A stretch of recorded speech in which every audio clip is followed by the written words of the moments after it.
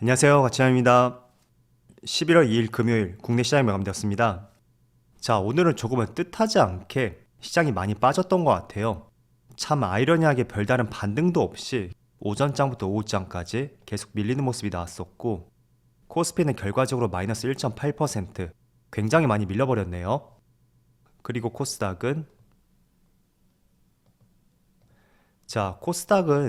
마찬가지로 1% 하락이 나오면서 오늘은 코스피, 코스닥 모두 할 거 없이 시장이 굉장히 좋지 않았습니다. 그리고 시가총액 상위 종목들을 보면 오늘은 코스피 내 전 종목이 파란불이 들어왔고, 그 중에서도 반도체, 삼성전자, SK하이닉스, 웬일인지 3% 이상의 급락이 나왔어요. 전날 필라델피아 반도체 지수를 보더라도 소폭의 약보합 정도? 그 정도 밀렸었거든요. 그런데 조금은 아이러니하다고 생각이 됐고, 또 자동차 관련주도 오늘 좀 많이 빠졌었네요. 그리고 코스닥. 자, 코스닥은 SM을 제외하고 마찬가지로 전 종목이 파란불이 들어왔습니다. 2차전지 관련주도 좋지 못했었고, 그리고 제약 바이오. 마찬가지로 부진한 흐름이었습니다. 그리고 이어서 코스피의 수급을 보면 오늘은 기관과 외국인의 양매도가 나왔어요. 생각보다 많은 순매도 규모가 나왔고, 직전 한 달과 비교해봐도 지금 둘이 합쳐서 9천억이죠. 과거에도 이렇게 많은 순매도가 나왔던 적은 없었거든요. 그래서 오늘은 수급상으로 정말 좋지 않았던 것 같고요. 코스닥도 마찬가지로 어제 많은 매수세가 들어왔었다면 거의 어제하고 비슷한 규모로 오늘 순매도가 나왔습니다.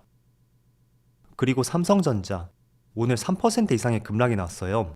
역시 기관과 외국인의 양매도가 나왔었고, 규모도 생각보다 조금은 큰 것 같네요. 그리고 SK하이닉스, 마찬가지로 3% 이상의 하락이 나왔지만 상대적으로 외국인의 순매도가 시가총액과 비교해서 봤을 때 상당히 규모 자체가 큰 것 같아요.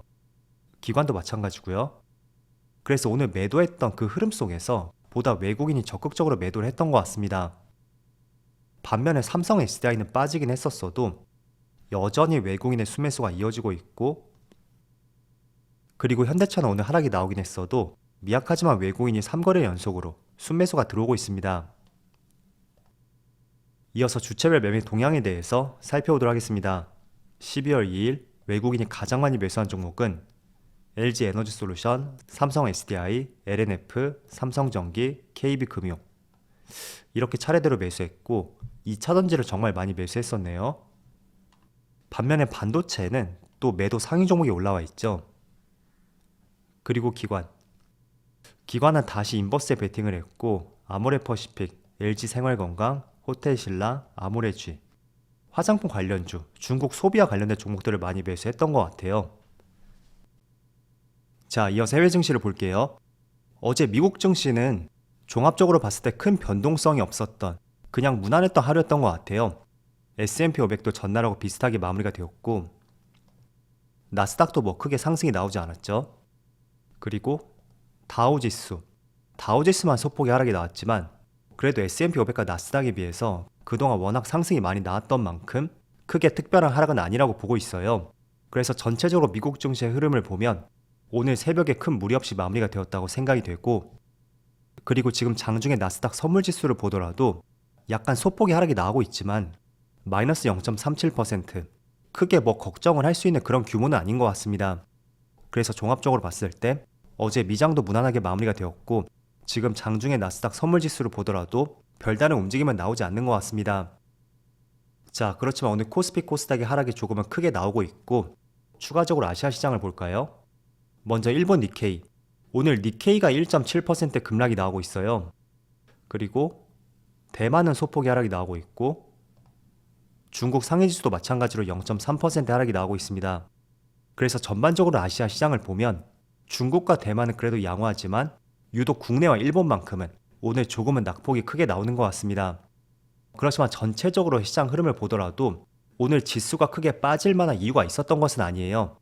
때문에 오늘 반도체 관련주들, 2차전지, 대체적으로 대형주에서 낙폭이 크게 나오고 있죠. 그렇지만 크게 우려할 수 있는 수준은 아닌 것 같다. 우선 이렇게 말씀드릴게요. 그리고 이어서 오늘 중요하게 봐야 되는 것이 미국의 고용 보고서 발표를 앞두고 있어요.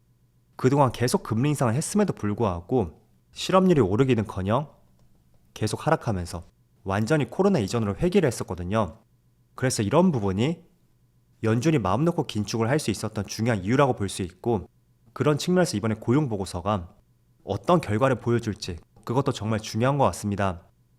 그동안은 실업률이 계속 하락하는 추세였다면 혹시나 이번에는 소폭 상승이 나오고 컨센을 상회할 경우에 시장이 어떻게 반응을 할지 그것도 정말 흥미로운 요소라고 생각이 되고요. 그리고 아마도 오늘 밤쯤에 밤 9시 반? 그 정도쯤에 발표가 될 거예요. 그래서 어떤 결과 발표와 함께 미국 시장은 어떻게 움직일 것인지 이 점은 축구 보기 전에 한번 체크를 해보는 것도 중요할 것 같습니다. 그리고 다음 주에는 8일날 선물 옵션 만기일이 있고요. 그리고 다다음 주에는 대망의 11월 CPI 발표가 있습니다. 그리고 추가적으로 중요한 이슈에 대해서 구체적인 일정이 잡히면 또 추가를 해드릴게요. 그래서 우선적으로는 세 가지 같이 한번 지켜보시고요. 자, 그리고 오늘 삼성전자의 주가를 보면 오늘 생각보다 낙폭이 조금은 크게 나오는 것 같아요. 현재 2.7%, 2.8%, 거의 3% 가까운 하락이 나오고 있습니다. 그리고 하이닉스도 마찬가지고요. 하이닉스는 자칫하다가 직전 저점을 이탈할 수도 있는 그런 위치라는 것을 알 수가 있습니다. 그래서 최근에 외국인의 수급도 상당히 좋지 않은 만큼 삼성전자와는 달리 조금 더 넉넉한 시간을 두고 지켜봐야 될 것 같습니다. 어쨌든 중국 매출 비중이 높은 만큼 이 부분도 새로운 하나의 리스크로서 하이닉스를 바라보는 관점이 될 수도 있고요. 그리고 자동차 관련주도 오늘 생각보다 많이 빠지는 것 같아요.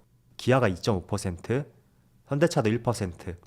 최근에 자동차 관련주는 굉장히 움직임이 더디게 나오고 있죠.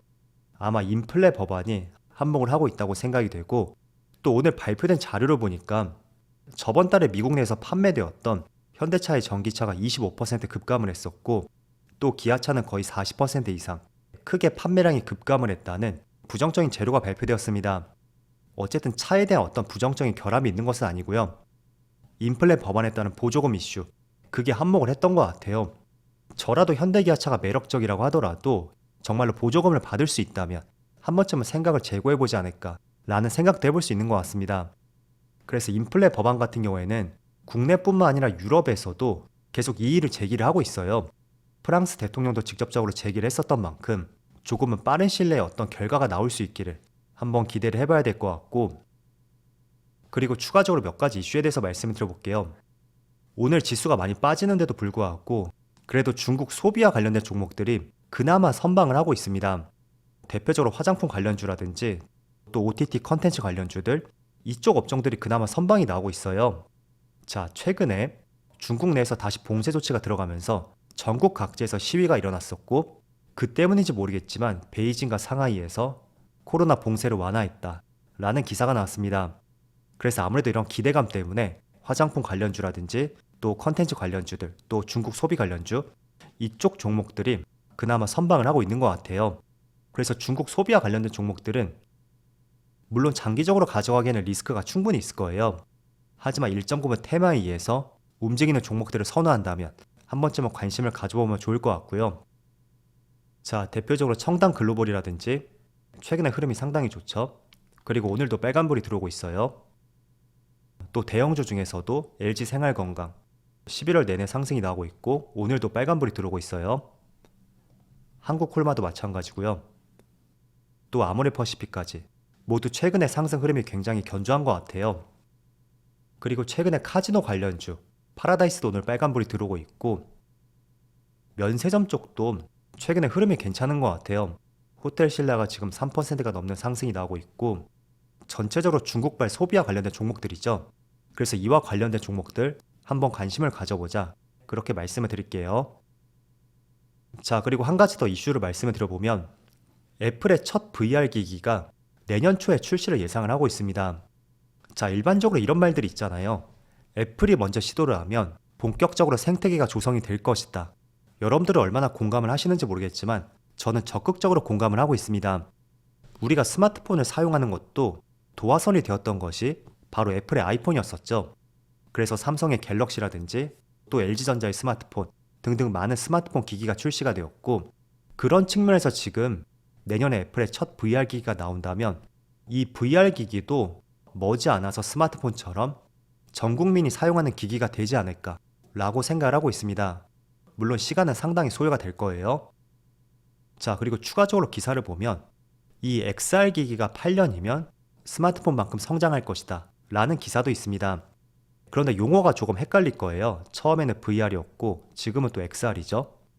우선 VR 기기는 가상현실을 뜻하는 것이고요. 지금 XR 기기는 확장현실, 즉 헤드셋이나 스마트폰을 사용하지 않고 홀로그램이나 4D 영화와 같은 가상체험을 통틀어서 말합니다. 그런데 지금으로서는 이 모든 것을 구현하기 위해서는 VR 기기가 무조건 있어야 된단 말이에요. 이 VR 기기를 대체할 수 있는 그 무언가가 있지 않다면 이 XR 기기도 무조건 VR 기기를 통해서 구현이 될 수밖에 없다고 생각을 하고 있어요. 그래서 내년 초에 애플이 VR 기기를 출시하게 되면 머지않아서 8년 뒤에는 이 VR 기기도 우리가 사용하는 스마트폰만큼 크게 성장할 수 있다는 하나의 기사라고 볼 수 있습니다. 그리고 VR 기기가 확대가 된다면 크게 세 가지 업종을 한번 관심을 가져봐야 돼요. 첫 번째가 바로 반도체고, 두 번째는 여기 있죠. 두 번째는 디스플레이가 될 수 있습니다. 그리고 세 번째는 여러 가지 부품이 될 수 있는데, 이 디스플레이 같은 경우에는 현재 나와 있는 VR 기기는 LCD 디스플레이를 사용하고 있어요. 그런데 보다 몰입도를 증대시키기 위해서는 반드시 OLED 디스플레이가 필요해요.